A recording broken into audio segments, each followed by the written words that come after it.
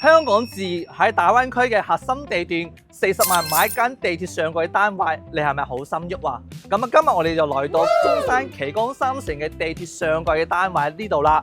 咁我哋樓下咧就有嗰個跨境直通巴士可以直達香港嘅，而且屋企樓下100米嘅距離就有我哋中山地鐵18號線嘅延長線旗杆道站啦。咁我呢度10分鐘嘅車程都可以去到我哋中山站同中山北站嘅，咁25分鐘可以去到我哋嘅廣州啦。咁啊，地鐵可以直達西九龍嘅。咁我呢個位置50分鐘都可以去到我哋深圳灣嘅地鐵口站嘅。咁呢個單位嘅底商咧，依家喺度正在招商當中。